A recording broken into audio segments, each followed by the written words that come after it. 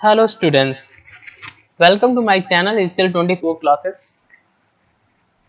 आज हम लोग जावा के इस लर्निंग सीरीज में आज हम लोग देखने वाले हैं नेक्स्ट पार्ट के बारे में।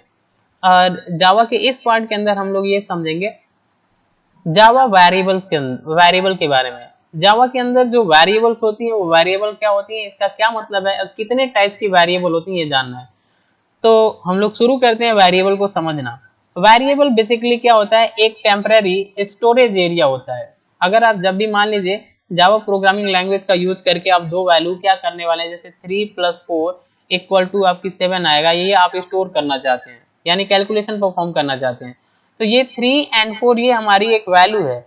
इसको कैलकुलेशन परफॉर्म करने के लिए डायरेक्टली आपको करना थोड़ा सा मुश्किल होता है, क्योंकि आपको कई सारे आप एक बड़े से प्रोग्राम के अंदर आप एंटर कर रहे होते हैं जावा प्रोग्रामिंग की मदद से। अब एप्लीकेशन या आप कोई वेब डेवलपमेंट के अंदर काम कर रहे होते हैं तो हम लोग वेरिएबल की मदद लेते हैं।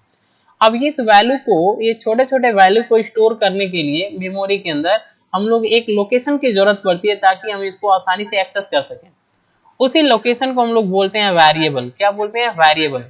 सिंपली अगर आपने क्या किया, ऐसे लिखा int x, for example int x लिखा, तो ये जो एक्स आपने लिखा, x a b c d a x y z, ये सारे के सारे जो अल्फाबेट होते हैं इसी को हम लोग बोलते हैं वेरिएबल। इसी को हम लोग बोलते हैं वेरिएबल। और ये जो आपको दिया है आगे, ये होती है टाइप। वेरिएबल का टाइप होता है, वेरिएबल का क्या होता है? Type of variable.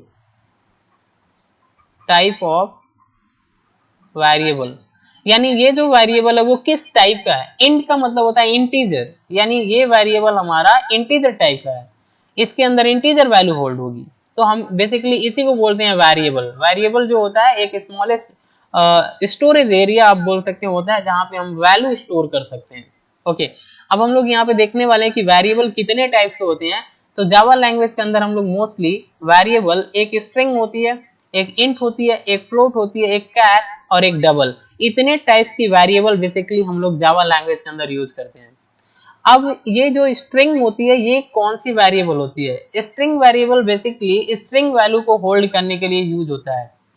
अब ये जो टेक्स्ट होते हैं, जैसे मान लीजिए हमने दिया हेलो, डबल कोटेशन के साथ दे दिया हेलो, तो ये जो टेक्स्ट होती है ये आपकी एक स्ट्रिंग वैल्यू होती है। क्या होती है?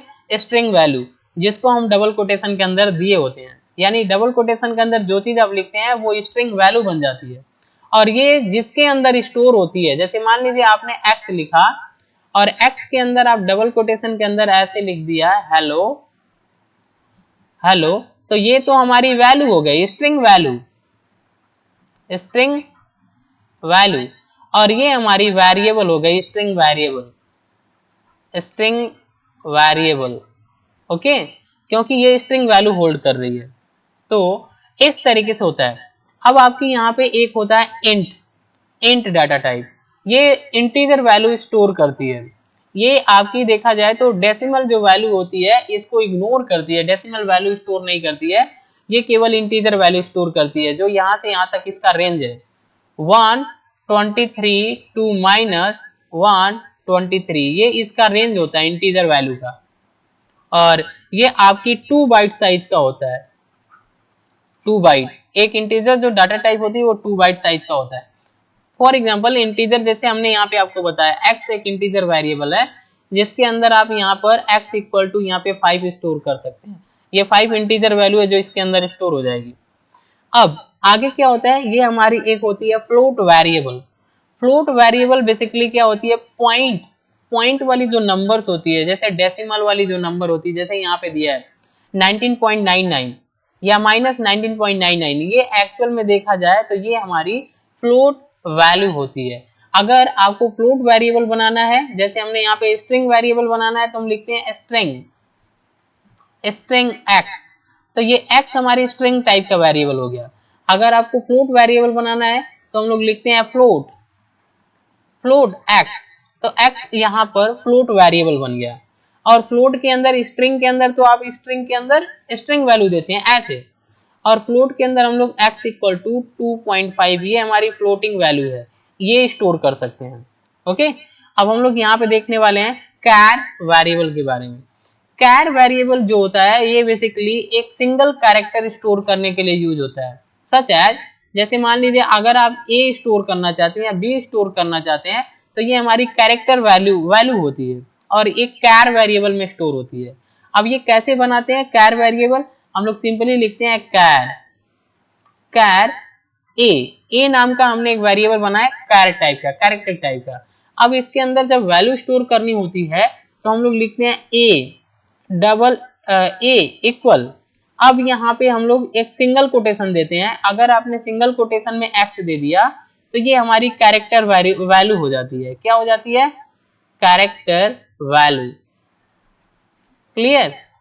कैरेक्टर वैल्यू हो गई और ये हमारी कैर वेरिएबल हो गई। इस तरीके से हम लोग यहाँ पे कैर वेरिएबल का यूज करते हैं।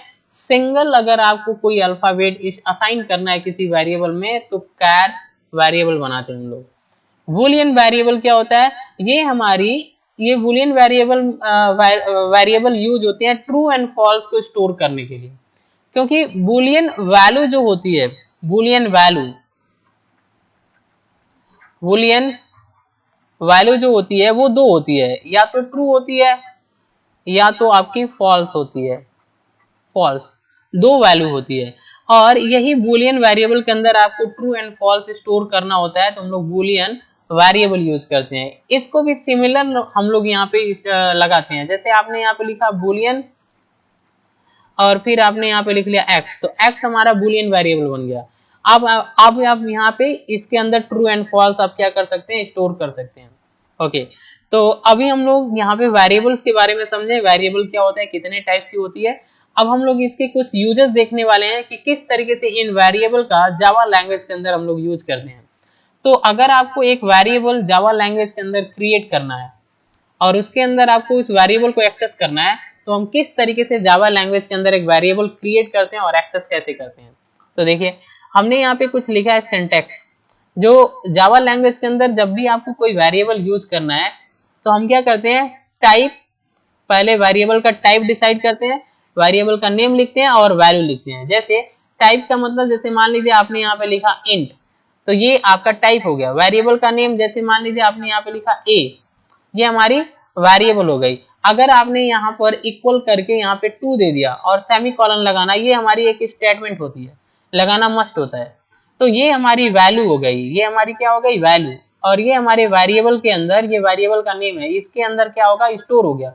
और ये कैसा है? इंटीजर टाइप का है, इसलिए इंटीजर वैल्यू होल्ड कर रहा है। इंटीजर वैल्यू मतलब जो आपकी 1 2 3 4 ये जो चल रही होती है, ये सारे के सारे आपके इंटीजर वैल्यू होती है, तो ये इंटीजर वैल्यू होल्ड कर रही है। इस टाइप का एक सिंटैक्स हम लोग यूज करते हैं, ऐसे लगाते हैं।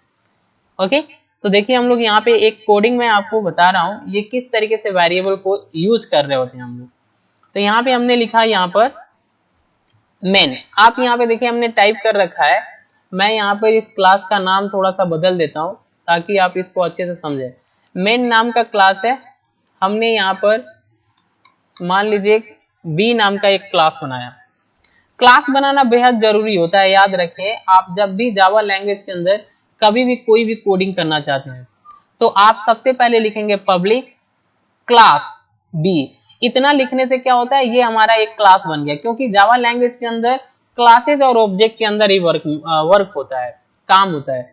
तो हमने एक क्लास बनाया, क्लास बी नाम का एक क्लास बना दिया, ये हमारा क्लास हो गया।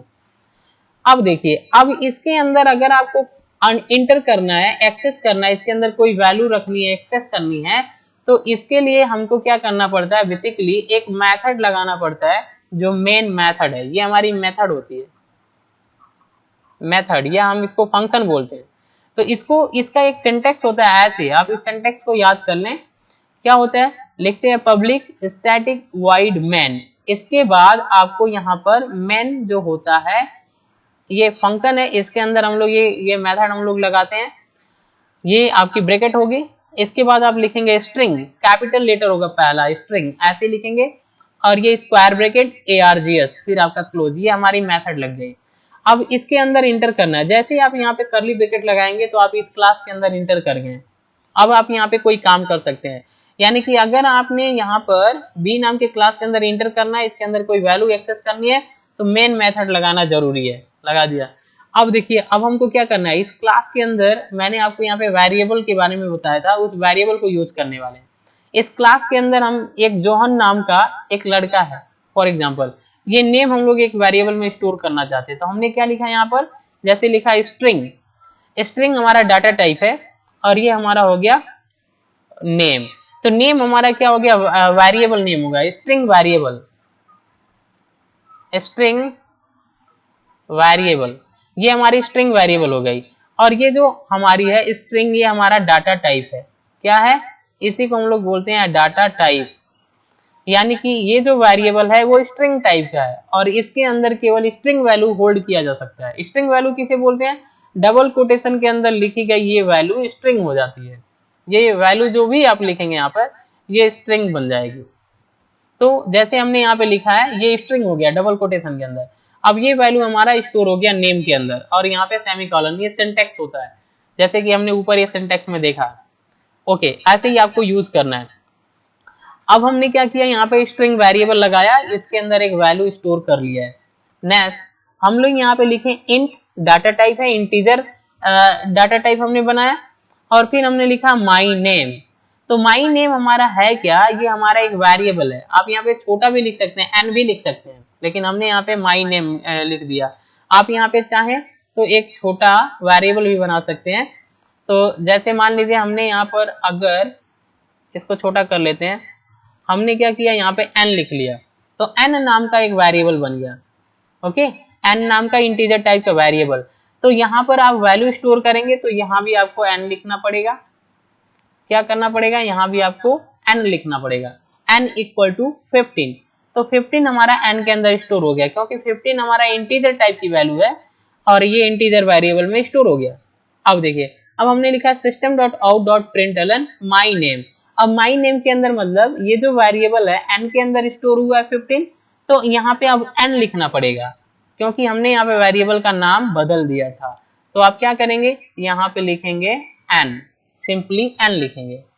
और यहाँ पे देखिए, ये हमने नेम लिया था वेरिएबल, ये हमने वेरिएबल क्या लिया था, नेम। इसके अंदर हम ये वैल्यू स्टोर किए थे, तो हम लोग यहाँ पे इसको भी डिस्प्ले करना है, तो हमने लिखा system.out.println नेम। ये आपका सही है, इस तरीके से हमने कर लिया। तो ये हमारी जो स्टेटमेंट होती है, ये जो हम लिखते हैं यहाँ पे system dot out dot println, तो ये याद रखें, ये हमारा एक सिंटेक्स होता है। क्या होता है, सिंटेक्स। कौन से syntax, output syntax. Output syntax, अगर आपको स्क्रीन पे आउटपुट दिखाना है तो हम लोग क्या करते हैं, यूज कर रहे होते हैं। तो हमने इस क्लास के अंदर आप इंटर किए मैन मेथड के थ्रू, हमने क्या किया, एक वेरिएबल बनाया स्ट्रिंग टाइप का नेम। इसके अंदर हमने क्या किया, इस लोकेशन के अंदर जोहन को स्टोर कर लिया, यानी इस नेम से हम लोग इस वैल्यू को एक्सेस करेंगे। फिर हमने एक इंटीजर वेरिएबल बनाया n और इस लोकेशन के अंदर हमने क्या किया, 15 इंटर कर लिया। अब हमने यहाँ पे प्रिंट भी कर दिया है, तो ये हमने वर्क कर दिया है। तो इतना करने के बाद आप देखिए, यहाँ ध्यान से रखिए, आपकी कर्ली ब्रैकेट बहुत इंपॉर्टेंट होता है। जितना भी कर्ली ब्रैकेट आप लगाएंगे उतना ही कर्ली ब्रैकेट आपकी क्लोज होनी चाहिए, नहीं तो आपकी प्रोग्राम एरर दिखाएगा। तो हमने यहाँ पे मेन मेथड लगाया, इसका एक कर्ली ब्रैकेट होता है, मेन मेथड के जस्ट बाद कर्ली ब्रैकेट लगाते हैं, तभी आप काम करते हैं। कर्ली ब्रैकेट का मतलब क्या होता है कि ये बताता है कि मेन मेथड के अंदर कितना आपने स्टेटमेंट लिखा है। लास्ट में हम लोग यहाँ पे क्लोज कर देते हैं, तो ये सारे के सारे पार्ट आपके मेन मेथड के होते हैं। समझ में आया, ये आपकी कर्ली ब्रैकेट लगाना जरूरी है, बंडल करना कि कितना आप मेन मेथड के अंदर स्टेटमेंट लिख रहे हैं। अगर आपने कर्ली ब्रैकेट नहीं लगाया तो आपका एक कोड एग्जीक्यूट ही नहीं होगा। तो ये चीज हमने लगा दिया। अब देखिए, एक हमने यहाँ पे लगाया और एक हमने क्लास का लगाया था। जब भी आप क्लास बनाएंगे तो क्लास का एक कर्ली ब्रैकेट होगा और एक आपकी मेन मेथड की होती है। कर्ली ब्रैकेट आपको काउंट कर लेना है, 2 कर्ली ब्रैकेट लगाए, लास्ट में आपने एक कर्ली ब्रैकेट क्लोज किया, तो वो इसके लिए है, मेन मेथड के लिए। अब ये क्लास के लिए हमने यहाँ पे कर्ली ब्रैकेट लगा दिया, ये इसके लिए। तो जितना ओपन है उतना आपकी क्लोज होनी चाहिए। ओके, अब मैं आपको इसको लेके चल रहा हूँ कि ये आपकी वर्क कैसे करता है। मैं रन करा के दिखा रहा हूँ कि हमने एक वेरिएबल, आपके जावा के अंदर हमने एक वेरिएबल बना पाया कि नहीं, वेरिएबल के अंदर हमने वैल्यू स्टोर कर पाया कि नहीं। और ये हम लोग प्रिंट करके देखेंगे क्या ये वेरिएबल वर्क कर रहा है कि नहीं। अब हम लोग देखने वाले हैं। तो बेसिकली हमने क्या बताया कि हमने एक वेरिएबल यहाँ पे एक नेम बनाया स्ट्रिंग टाइप का, जिसके अंदर ये वैल्यू स्टोर किया, एन नाम का वेरिएबल बनाया, इसके अंदर स्टोर किया, और हम लोग इसको प्रिंट करके देखना चाहते हैं कि ये आपका नेम के अंदर आया है कि नहीं ये वैल्यू, और ये आपका इसके अंदर आया कि नहीं। अगर नेम के अंदर एन जो हमने प्रिंट किया, यहाँ पर आपका एन होना चाहिए, सॉरी नहीं तो आपका एरर आपकी हो जाएगी, नहीं नहीं सही है।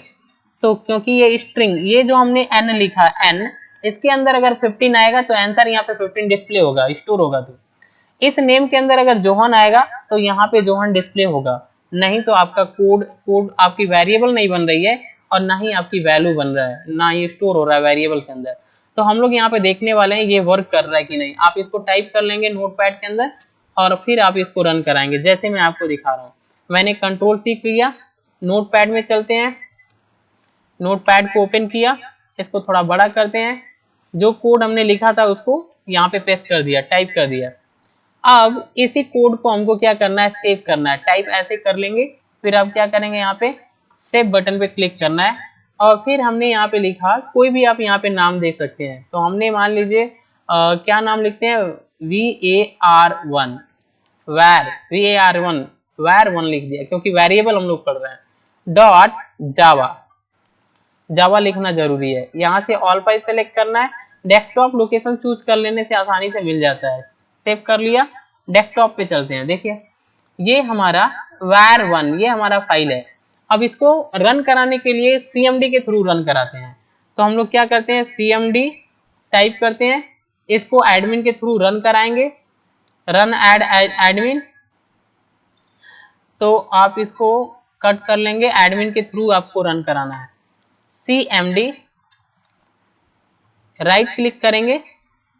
अभी हम लोग देखते हैं यहाँ पे रन हो रहा है कि नहीं। यहाँ पे cmd अगर आपकी खुल गई यहाँ पर, तो हम यहाँ पे लिखेंगे cd, डेस्कटॉप तक जाना है, cd डेस्कटॉप, एंटर।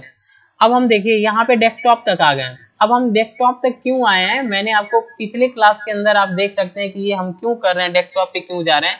इसके पिछले वाले लेक्चर्स के अंदर आप देखेंगे तो आपको पता चल जाएगा कि किस तरीके से रन कराते हैं। अब आपका एक चीज और होती है, हमने यहाँ पे कुछ गड़बड़ किया है क्या, वो मैं आपको बता रहा हूँ। ये जो हमने ये जो नाम सेव किया है, ये जो नाम सेव किया, पहले हम इसको ओपन करते हैं, ओपन करते हैं। ये जो नाम हमने लिखा है var1, ये हमने गलत नाम लिखा है, क्योंकि ये जो क्लास का नाम होता है इसी नाम से सेव करना है। तो आप यहाँ पे क्या करेंगे, फाइल पे सेव एज पे क्लिक करेंगे, फिर से आप इस क्लास के नाम से सेव करेंगे, कैपिटल B डॉट जावा। अगर आपने क्लास के नाम से सेव नहीं किया तो आपका रन नहीं होता है, क्योंकि जावा कोड जो होती है, जावा कंपाइलर जो होती है, ये क्लास फाइल इसी नाम से ही खोजता है। क्लास फाइल जो होती है, जावा का क्लास फाइल कंपाइल होने के बाद इसी नाम से खोजता है, तभी वो रन होता है। नहीं तो अगर क्लास का नाम नहीं मिलेगा तो रन नहीं होता है। अब हम क्या करते हैं, इसको सेव कर लेते हैं। अब देखिए, अब हमने यहाँ पर, ये आपका जावा का फाइल है। अब हमको यहाँ से क्या करना है, इसको रन कराना है। तो हम cmd ओपन करते हैं, cmd, ये हमारी cmd है। यहाँ पे आपको कंपाइल करना होता है सबसे पहले, तो लिखते हैं जावा सी और अपने फाइल का नाम कैपिटल B डॉट जावा, जिस नाम से आप सेव किए होंगे वो लिखना है, डॉट जावा, इंटर। अगर आपका कोड सही है तो ये कंपाइल होके आ जाएगा और आपका एरर नहीं शो करेगा, नहीं तो इंटर करने के बाद आपका एरर शो करेगा। अभी हम दिखाएंगे एरर कैसे शो करेगा। अब आपको रन कराना है, तो हम यहाँ पे C को हटा देंगे और इंटर करेंगे। अब देखिए यहाँ पर हमारी वैल्यू आ गई 15 और यहाँ पे हमारा आ गया जोहन, मतलब हमने वेरिएबल बनाया और 15 स्टोर भी कर लिया और जोहन भी स्टोर कर लिया। इसी तरीके से आप जावा लैंग्वेज के अंदर वेरिएबल बनाते हैं और इसको स्टोर करके एक्सेस करते हैं। थैंक्स। अगर ये वीडियो आपको इन्फॉर्मेटिव लग रही है तो सब्सक्राइब करना ना भूलें, क्योंकि सब्सक्राइबर बहुत जरूरी है। Thanks for watching.